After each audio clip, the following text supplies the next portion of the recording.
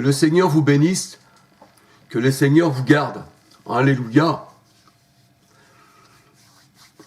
Alors j'aurais voulu faire une petite vidéo pour compléter un peu mes dernières vidéos qui s'intitule Les géants. Alléluia. Alors je voudrais vous parler encore de David, qui lui, David, était aussi un petit, il était petit pour rapport au roi Saül, parce que le roi Saül faisait partie aussi de la race des géants. Quand la parole de Dieu nous dit, il dépassait le peuple d'une tête. Et nous voyons qu'il faisait partie aussi, le roi Saül, eh bien, il faisait partie des Benjamites, fils de Kish. Alléluia. Et nous voyons que Goliath met au défi l'armée de l'Éternel. Alléluia. Il met au défi. Et là, nous voyons que Goliath est choisi pour lutter contre David. Alléluia. On peut dire que là, c'est un combat spirituel. Parce que la parole de Dieu nous dit que nous n'avons pas à lutter contre la chair et le sang, mais contre les mauvais esprits qu'il y a dans l'homme. Alléluia. Éphésiens 6, 10 à 17. Alléluia. Et la parole de Dieu nous dit, je crois que c'est écrit dans Romains, les armes par lesquelles nous luttons ne sont pas charnelles. Et on voit que Jérémie disait, Alléluia, enfin l'Éternel disait à Jérémie, voici Jérémie, j'ai mis mes paroles dans ta bouche. Et mes paroles dans ta bouche seront du feu et le peuple sera du bois. Jérémie 5, 14. Et la parole de Dieu nous dit que Dieu a tué ses ennemis par l'épée qui sort de sa bouche. C'est dans Thessaloniciens, alléluia, je crois que c'est dans 2 Thessaloniciens. L'épée qui sort de la bouche de Dieu, c'est-à-dire, c'est la parole. Alléluia. Parce que la parole, eh bien, la parole de Dieu nous dit, elles sonde les pensées du cœur. Dans Hébreux 4, versets 11-12. Alléluia. La parole, c'est aussi un enseignement, c'est aussi la lumière. Proverbe 6, verset 23. Et là, nous voyons qu'il y a le petit David qui nous fait penser à la petite porte, qui nous fait penser à Christ qui est la petite porte des brebis. Alléluia. Qui est un petit troupeau du Seigneur, choyé du Seigneur. Alléluia. Et il y a aussi cette grande porte qui représente le monde. 1 Jean 5, 19, 20. Le monde entier sous la puissance du mauvais, et le monde entier appartient au mauvais.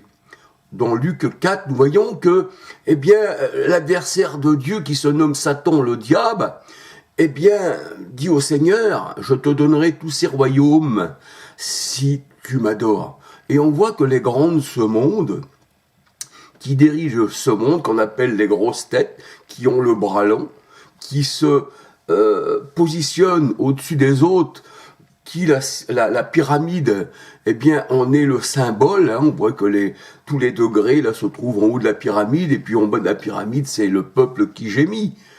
C'est pour ça que le Seigneur, il dit, les grands dominent le peuple, mais le peuple les appelle les bienfaiteurs. Dans Marc 10, versets 42 à 45. Alors, on voit que ce combat spirituel entre David, qui est le bien-aimé, parce que son nom veut dire bien-aimé de l'Éternel. Et dans Matthieu 3, 10, le Christ est pareil. Voici mon fils bien-aimé en qui j'ai mis tout mon amour, alléluia, toute mon affection, toute ma divinité, parce que toute la divinité de Dieu était en Christ. 2 Corinthiens 5, 19 nous dit car Dieu était en Christ, alléluia. Donc on voit là que David et Goliath, c'est un combat spirituel. C'est deux camps qui s'affrontent. C'est-à-dire, il y a le camp de Dieu, mais il y a aussi le camp de l'ennemi. Alléluia. Et bien que nous soyons petits, que nous ne pouvons rien faire de nous-mêmes devant cette race de géants qui s'élève au-dessus de tout ce qu'on appelle Dieu et qui veut monter au-dessus de l'assemblée de Dieu, eh bien, malgré que l'on soit petit, on ne combat pas de nous-mêmes. La parole de Dieu nous dit, l'Éternel combat pour vous, alléluia. Et là, on voit que David, il venait au nom de l'Éternel. Et hein, David, Goliath, là, il venait dans sa grandeur. Tu es venu à moi, hein, tu n'es qu'un enfant. Hein, tu n'es rien. Et on voit que le roi Saül, eh bien, qui faisait partie aussi de cette race de géants, hein, je parle de tout cela dans mes vidéos, les géants, eh bien, qui faisait partie de cette race de géants, eh bien, il voulait donner ses armes, son armure, sa cuirasse, son épée à David. Mais David, ça pouvait pas y aller. Il était trop petit, il voulait pas combattre avec ces armes-là. Il savait que l'Éternel combattait pour lui. Il savait que dans la main de David, il y avait l'épée de l'Éternel, la parole. Alléluia. Donc David ne combattait pas un combat charnel, mais spirituel. Alléluia. Et on dit que David a été vainqueur. Il a coupé la tête de Goliath. Il a coupé la tête de celui qui se trouve en hauteur. Alléluia, la tête d'or. Tu es la tête d'or de la statue au roi. Et nous voyons que la statue dans Daniel, c'est les royaumes. Et la tête a été coupée de cette statue de ce Goliath. Alléluia. Alors on voit que encore là, eh bien, le Seigneur a donné à David d'arracher les brebis de l'ours, hein, de la patte de l'ours et des dents du lion. Parce que David, il était aussi un berger. Il représentait le Seigneur Jésus-Christ. Alléluia. On disait Jésus, fils de David. Cependant, David, il avait l'esprit du Seigneur en lui-même. Alléluia. Ne me retire pas ton Saint-Esprit. Psaume 53, verset 11, 12. Alléluia. Et on voit que la parole de Dieu nous dit, celui qui n'a pas l'Esprit du Christ ne lui appartient pas. Alors on peut dire que plutôt Jésus, il était le Père de David. Alléluia. Gloire au Seigneur. Parce que nous voyons dans la parole de Dieu aussi que, eh bien, ce combat, hein, ce combat spirituel, nous ne combattons pas nous-mêmes. Si on vient de nous-mêmes pour combattre, eh bien, c'est charnel. Ça peut pas porter. Alléluia. Mais c'est pour ça que le Seigneur dit, je les ai tués avec les paroles de ma bouche. Alléluia. Je les ai tués avec les paroles de ma bouche. Et j'ai envoyé mes serviteurs avec ma parole. Et l'évangile est une odeur de vie pour ceux qui sont destinés à la vie éternelle. C'est ça la parole, c'est l'évangile, c'est Christ, c'est les saintes écritures. Les prophètes ont parlé de moi, les psaumes, et si et ça, Christ est caché dans la parole. Je suis la manne cachée, mais il se révèle à ses enfants. Non par la chair, mais par l'esprit. Si tu viens avec la chair pour chercher le Seigneur, dans les Écritures, tu ne trouveras pas, parce que tout est symbolique et allégorique dans la parole de Dieu. Alléluia. On retrouve le Seigneur par l'esprit. Il est la manne cachée, il est le caillou blanc. Alléluia. Il est la pierre précieuse. Et nous aussi, nous sommes des pierres précieuses parce qu'il a fait de nous, eh bien, son temple. Alléluia. Et le temple, il est construit de pierre. Et le temple charnel, eh bien, a été abattu. Il ne restera pas pierre sur pierre parce que ces pierres-là n'avaient pas la vie en eux-mêmes. C'était des murailles blanchies. En eux-mêmes, il n'y avait que la mort. Il fallait des pierres vivantes. Il fallait que Christ, la pierre principale, puisse diriger son temple. Et nous sommes le temple du Seigneur. 1 Corinthiens 6, verset 13 à 19. Celui qui s'attache au Seigneur est avec lui un seul esprit. Tandis que celui qui s'attache à la prostituée, aux femmes étrangères que nous n'avons pas le droit de prendre dans la parole de Dieu, que nous allons voir dans la parole de Dieu, eh bien, on n'appartient pas au Seigneur. Alléluia. Donc, on voit qu'il y a un combat, et le combat ne nous appartient pas, il appartient au Seigneur. Et le Seigneur, il a déjà combattu, il a vaincu le monde. Jean 16, 33. Alléluia. Alors on va se laisser guider, hein, bien sûr, par la parole de Dieu. Nous voyons que la parole de Dieu, eh bien, elle est puissante, alléluia. Elle renverse les montagnes. Elle renverse les montagnes, la parole. Alléluia, c'est ce que nous dit la parole de Dieu. Et les montagnes, ce sont des rois, c'est la bête. Apocalypse 17, 9, 11, alléluia. Et si vous aviez la foi comme un grain de sénévé, vous diriez à cette montagne, jette-toi dans la mer, et elle retournerait dans la mer. Pourquoi ? Parce que cette montagne fait partie de la mer. C'est le monde. La mer, c'est le monde. Apocalypse 17, 1, 15. Alléluia. Et Christ nous a ôtés du monde. Il étend sa main d'en haut et nous retire de ses grandes eaux. Alléluia. Gloire au Seigneur. Et c'est pour ça qu'il a fait de ses disciples des pêcheurs d'hommes. Justement pour pêcher dans ce monde. Alléluia. Et nous avons écouté la parole de Dieu et nous sommes venus au Seigneur parce qu'on était destinés à la vie éternelle. Acte 13, 48. Mais les ténèbres ne l'ont pas reçu. Les ténèbres qui représentent Canaan, qui représentent les Juifs selon la chair, 1 Corinthiens 10, 18, qui représentent Cham, qui représentent les Benjamites, alléluia, qui représentent Saul, qui représentent, on va dire, tous ces Goliaths, ces Anakim, ces géants, alléluia. Eh bien, le Seigneur rabaisse tous ces géants, alléluia. Mais il élève les humbles. Si tu es dans ton cœur petit, eh bien le Seigneur va t'élever. Mais si ton cœur s'élève contre le Seigneur, parce que tout vient du cœur, dans Marc 7, tout vient du cœur. Il n'y a rien de l'extérieur qui pourrait te posséder ou un esprit possesseur. Non, tout vient du cœur, tout vient de la pensée. C'est pour ça qu'on est des Satans. Matthieu 16, 20 à 23. C'est ta pensée qui fait de toi un Satan, un ennemi de Dieu, parce que Satan veut dire adversaire, simplement, comme le mot diable. Alors, tu es devenu un ennemi de Dieu par tes pensées.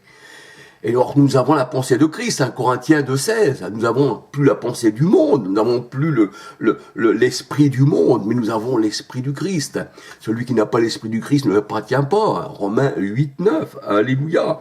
Et nous étions avant nous aussi ennemis de Dieu par nos pensées, Colossiens 1, verset 21. Donc il faut que le cœur soit circoncis, la pensée soit circoncis, qu'il ne soit pas circoncis d'une main d'homme, mais de Christ.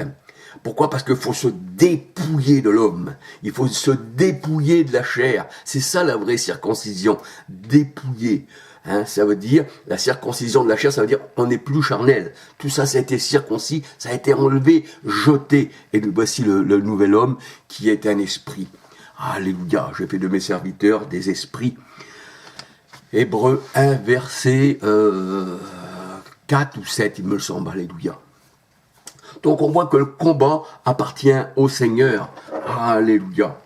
Donc David venait, avec le nom, avec la puissance de l'Éternel, alléluia, combattre, contre cet ours, contre ce lion qui voulait déchirer la tribu d'Israël.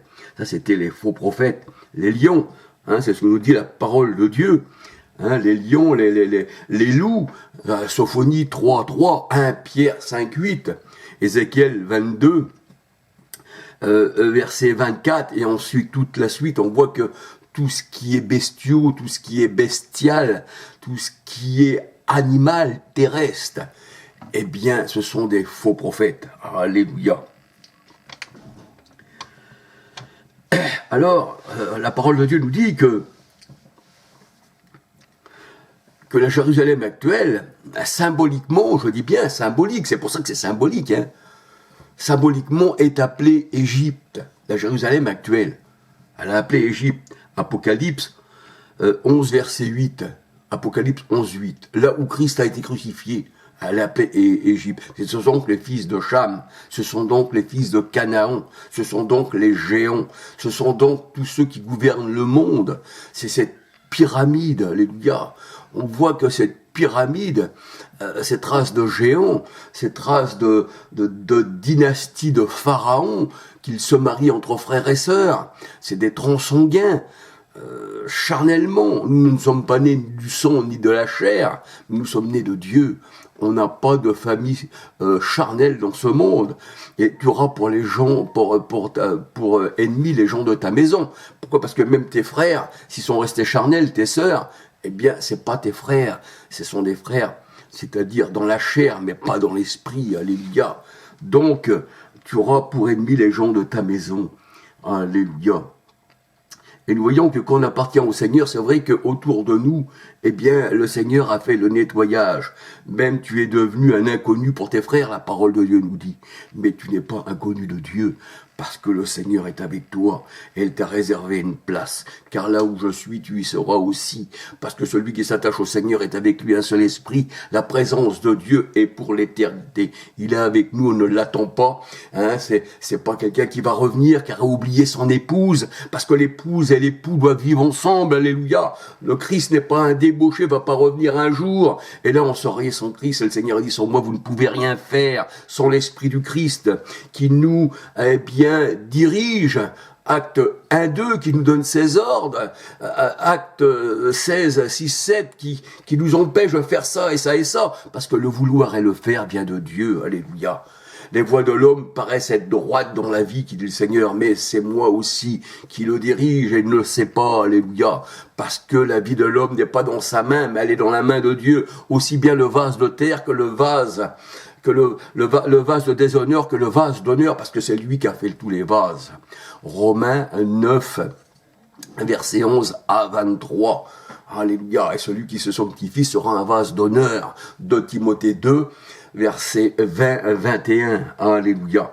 Donc nous voyons que le Seigneur a un combat, il l'a fait, il a vaincu le monde. Alléluia.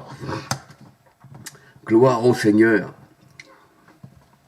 Et là, nous voyons que dans la parole de Dieu, ce petit David, ce bien-aimé qui combattait, comme si, je vais même dire qu'il était un instrument de Dieu, et qu'il était animé de Dieu. Alléluia. Eh bien, ce grand Goliath a été assujetti au plus petit. C'est ce que nous dit la parole de Dieu. Le plus grand sera assujetti au plus petit, Genèse 25, verset 23. Mais c'est pas dans la grandeur qu'il regarde le Seigneur, c'est dans ton cœur. Alléluia. Oui, 1 Samuel 16, verset 7, alléluia, il regarde le cœur, il regarde pas l'apparence. Il va pas prendre un mètre et te mesurer si tu fais la bonne mesure. La parole de Dieu, elle dit que, eh bien, Esther était de belle taille. Parce que cette taille-là, elle était dans la taille où le Seigneur l'avait mis. Alléluia. C'était pas une grande taille, elle s'élevait pas elle-même, elle était de belle taille. Et les enfants de Dieu sont de belle taille. Et Zachée était de petite taille, alléluia. Mais ça, c'est la taille du cœur, où le Seigneur regarde. Alléluia. Le Seigneur ne rejette pas celui qui est grand parce qu'il est grand, ou le petit va l'accepter parce qu'il est petit. Non, c'est pas ça. C'est pas dans les mesures charnelles, mais c'est dans les mesures spirituelles. Exactement comme il a mesuré Jérusalem. Elle était au carré. Elle était parfaite, alléluia. Parce que Aaron, il avait sur son ventre, eh bien, les 12 pierres des 12 tribus d'Israël. Et c'était le pectoral. On l'appelait le pectoral du jugement. Et ça représentait les 12 tribus. Il était aussi au carré. Alléluia. Ça représentait la ville sainte dans l'Apocalypse 21, qui était parfaite, qui était au carré, qui était faite de pierres précieuses. Parce que nous sommes des pierres précieuses. Mais il y a aussi des pierres de torrent. Il y a aussi des pierres, eh bien, comme les Cananéens, on va dire ces Hébreux qui ont vécu en Égypte, dans le pays de Cham, mais qui sont symboliquement appelés Égypte. Apocalypse 11, 8, et ils ont coulé comme du plomb, ils ont coulé comme une pierre dans Exode 15. Alléluia, si on lit Exode 15... Exode 14 aussi, les chapitres, eh bien, qu'on lit, eh bien, on va voir qu'ils ont coulé comme une pierre, comme du plomb, parce que les hommes sont du plomb, sont du fer, sont de l'or, sont dans les reins, ce sont des métaux comme la statue de Daniel, alléluia, Ézéchiel 22, verset 18 à 23, et Jérémie 6, verset 28 à 30, alléluia. Donc, nous disons que l'homme, eh bien, est représenté par l'or, par les pierres, par le bois, par les reins, par le bronze, par le plomb, alléluia. Ah, gloire au Seigneur, alléluia. Et là, on voit que le combat avec Goliath, 1 Samuel 17, 8, 23, 26, 36, 37, alléluia, quand on lit 1 Samuel 17 en entier, on voit que eh bien, David venait au nom de l'Éternel. Alléluia. Et quand on a le nom de l'Éternel avec nous, Apocalypse 19, 13, son nom est la parole de Dieu, eh bien on le connaît, parce que pourquoi on connaît la parole, on connaît l'enseignement? Alléluia, parce que Christ est la lumière qui nous éclaire dans le cœur. Proverbe 6, 23, Psaume 119, Psaume 119, 105, 130, alléluia.